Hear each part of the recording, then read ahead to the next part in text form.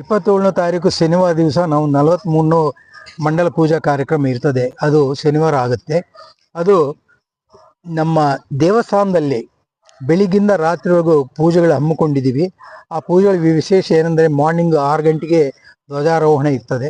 ಧ್ವಜಾರೋಹಣ ಆದಮೇಲೆ ಹೋಮಗಳಿರ್ತವೆ. ದೇವರಿಗೆ ಅಯ್ಯಪ್ಪ ಹೋಮ, ಗಣಪತಿ ಹೋಮ, ಸುದರ್ಶನ ಹೋಮ ಇವೆಲ್ಲ ಇರ್ತವೆ. ಇದಾದ ಕೂಡಲೇ ಮಹಾಮಂಗಳಾರತಿ ದೇವರಿಗೆ ತುಪ್ಪಾಭಿಷೇಕ ಆದಮೇಲೆ ಅಷ್ಟದ್ರವ್ಯಾಭಿಷೇಕ, ತುಪ್ಪಾಭಿಷೇಕ ಮಾಡಿಸ್ತೀವಿ. ಅದಾದ ಕೂಡಲೇ ಆ ಪೂಜೆ ಆದ ಕೂಡಲೇ ಮತ್ತೆ ಲಕ್ಷಾರ್ಚನೆ ಎಲ್ಲ ಅಯ್ಯಪ್ಪ ಸ್ವಾಮಿಗಳು ಸಾಮೂಹಿಕವಾಗಿ ಮಾಡ್ತಾರೆ. ಅದಿರ್ತದೆ. ಆಮೇಲೆ ಸ್ವಲ್ಪ ಭಜನೆ ಕಾರ್ಯಕ್ರಮ, ಆಮೇಲೆ ಪ್ರಸಾದ ವಿನಿಯೋಗ ಅವೆಲ್ಲ ಇರ್ತವೆ. ಮತ್ತು ಸಾಯಂಕಾಲ ವಿಶೇಷವಾದ ಪಡಿಪೂಜಾ ಅಂಥೇಳಿ ನಾವು ಶಬರಿಮಲೆಯಲ್ಲಿ ಪಡಿಪೂಜಾ ವಿಶೇಷ ಏನಂದರೆ, ದೇವ್ರಿಗೆ ನಾವು ಎಷ್ಟು ಇಂಪಾರ್ಟೆನ್ಸ್ ಕೊಡ್ತೀವೋ ಗರ್ಭಗುಡಿಯಲ್ಲಿ ಆ 18 ಮೆಟ್ಲು ಕೂಡ ಅಷ್ಟೇ ಇಂಪಾರ್ಟೆನ್ಸ್ ಕೊಟ್ಟು ಮಾಡೋದು.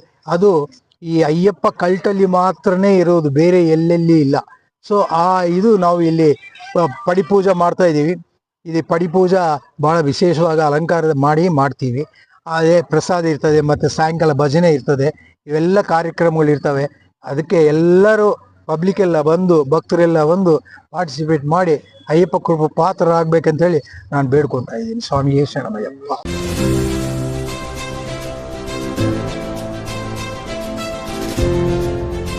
ಇದು ಸೂರ್ಯ ನ್ಯೂಸ್ ಕನ್ನಡ.